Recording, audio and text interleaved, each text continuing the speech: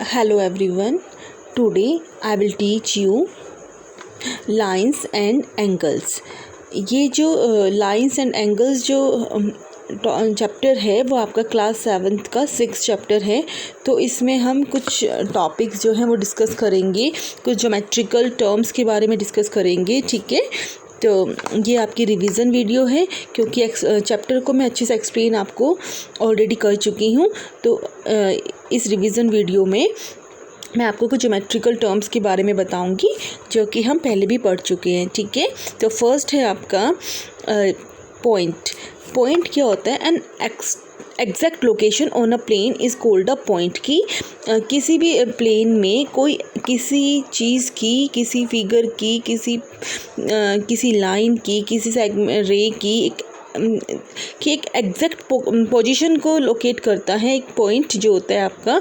ठीक है, उस पॉइंट की जो है हम कोई पॉइंट का कोई भी मेज़रमेंट नहीं होता, उसकी कोई भी लेंथ ब्रेथ कोई हाइट नहीं होती वो। ठीक है, तो पॉइंट एक सिंगल डॉट से हम रिप्रेजेंट करते हैं उसको, जैसा कि आपको स्लाइड में भी शो हुआ है। ठीक है, नेक्स्ट है लाइन। लाइन क्या है आपकी? A straight path on a plane extended in both direction whose no end points is called a line. की लाइन जो है एक स्ट्रेट पाथ है, एक सीधा जो है एक रास्ता है।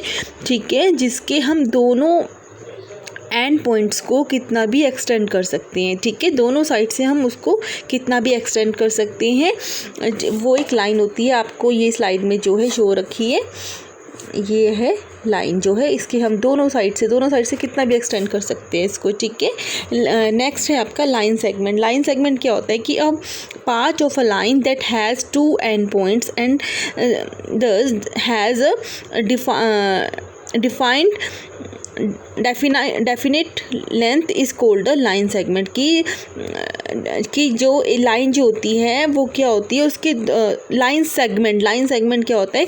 लाइन का कोई एक पार्ट होता है। फॉर एग्ज़ाम्पल आपके पास ये लाइन है जिसको हम दोनों डायरेक्शन में कितना भी एक्सटेंड कर सकते हैं, उसका हमने एक पार्ट ले लिया। ठीक है, इतना पोर्शन हमने ले लिया ए बी। तो ये जो ए बी है वो आपका लाइन सेगमेंट है, क्योंकि इसके देखो इसका स्टार्टिंग पॉइंट भी है और इसका एंडिंग पॉइंट भी है। इससे ज़्यादा हम इसको एक्सटेंड नहीं कर सकते, ना तो आगे से और ना ही पीछे से। ये है आपकी एक लाइन सेगमेंट। ठीक है, इसकी डेफिनेट जो है इसकी लेंथ होती है ठीक है, एक पर्टिकुलर लेंथ होती है इसकी 4 सेंटीमीटर 3 सेंटीमीटर जितना भी हमें लेना है। ठीक है, उसके बाद है आपका रे। अ line segment extended infinitely in one direction is called अ रे। रे क्या होता है कि रे का आपका एक स्टार्टिंग पॉइंट जो है वो आपका क्या होता है? फिक्स्ड होता है, और उसको हम एक सिंगल डायरेक्शन में कितना भी मूव कर सकते हैं, तो वो है आपकी रे। फॉर एग्जांपल आपने देखा होगा सन रे, है ना? तो सन से जो आपकी रेज़ निकलती हैं, ये आपका सन है, तो इससे जो रे निकलेंगी, देखो ये हम एक ही डायरेक्शन में तो मूव हो रही हैं बहुत आगे तक, है ना? और इनका एक स्टार्टिंग पॉइंट है ना, क्या? सन से स्टार्ट हो रही है ये रेज़, है ना? तो वो है आपकी किसका एग्जांपल है? वो रे का ही एग्जांपल है आपका। नेक्स्ट अभी हमने प्रीवियस स्लाइड में अच्छे से पढ़ा है पॉइंट, है ना? अब 1 बाय 1 को देखेंगे। तो एन एग्जैक्ट पोजीशन और लोकेशन, ठीक है, जो मैंने आपको अभी बताया है। देखो पॉइंट को हम सिंपल एक डॉट से जो है रिप्रेजेंट करते हैं। ये सब क्या है? आपके पॉइंट्स हैं। ठीक है, तो नेक्स्ट है आपका क्या है? Lines and rays. ये भी आपने ऑलरेडी अभी बताया मैंने आपको। लाइन है ना, लाइन को देखो दोनों पॉइंट से हम कितना भी इसको बढ़ा सकते हैं, इधर से भी और इधर से भी। रे जो है आपकी, रे जो है क्या है? सिर्फ एक डायरेक्शन में मूव हो रही है। ठीक है, उसका सिर्फ एक आपका स्टार्टिंग पॉइंट है। ठीक है, और लाइन सेगमेंट के स्टार्टिंग पॉइंट भी है और एंडिंग पॉइंट भी है, एक पर्टिकुलर लेंथ है ना इसकी है आपकी। तो ये है आपकी लाइन सेगमेंट एंड रे जो अभी हमने पढ़ा था। ठीक है, नेक्स्ट है, इसके बाद हम क्या क्या पढ़ने वाले हैं? हमने अभी क्या पढ़ा? सेगमेंट को भी पढ़ा, रे को भी पढ़ा, लाइन को पढ़ा। ठीक है, उसके बाद आपकी पैरेलल लाइंस होती हैं, परपेंडिकुलर लाइंस होती है, इंटरसेक्टिंग लाइंस होती हैं, है ना? ये सब हम आगे जो है अभी देखेंगे। तो फर्स्ट देखो मैंने आपको अभी एग्जांपल दिया था सन का, तो रेज़ का सबसे जो बेस्ट एग्जांपल है वो है आपका सन रेज, है ना। A ray is part of a line that starts at an end point and extended in the opposite direction की एक उसका स्टार्ट जो होती है एक एंड पॉइंट से स्टार्ट होती है और वो एक्सटेंड हो सकती है कितनी भी अपोजिट डायरेक्शन में कितना भी एक्सटेंड हो सकती है, ठीक है। और नेक्स्ट है आपका सेगमेंट, वो भी मैं आपको ऑलरेडी बता चुकी है। Segment is a part of a line that start and and between two end points, ठीक है। टू एंड पॉइंट्स के बीच का जो पार्ट होता है वो आपका लाइन सेगमेंट होता है, ठीक है।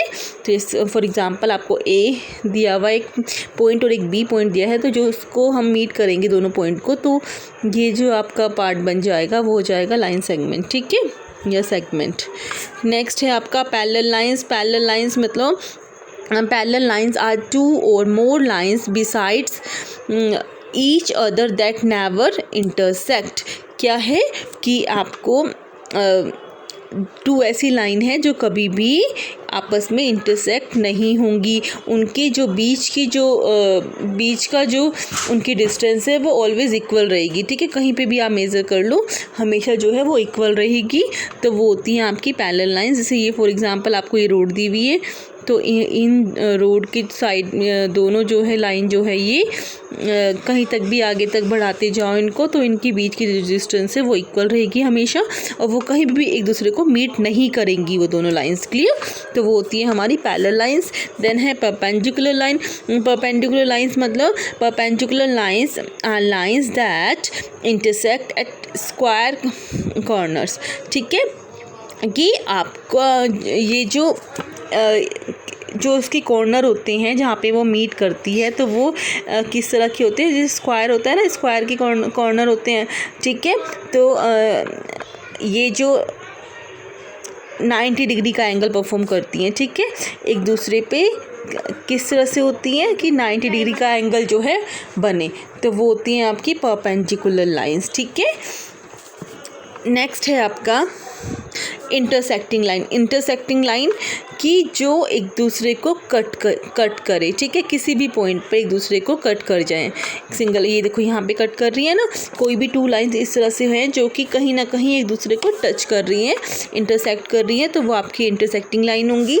नेक्स्ट है आपके एंगल्स। नेक्स्ट है आपके एंगल्स। एंगल्स हैं आपके एंगल्स में right angle, obtuse angle, acute angle. Right angle, first जो राइट एंगल है आपका वो होगा जिसमें 90 डिग्री का एंगल होता है, वो आपका राइट एंगल होता है। एक्यूट एंगल जो 90 डिग्री से कम होती है जिसका मेजरमेंट, वो आपका एक्यूट एंगल होता है। और 90 डिग्री से ज़्यादा जो होता है आपका और 180 डिग्री से कम वो होता है आपका ऑब्ट्यूज एंगल, क्लियर। तो ये हमने एंगल्स के बारे में पढ़ा।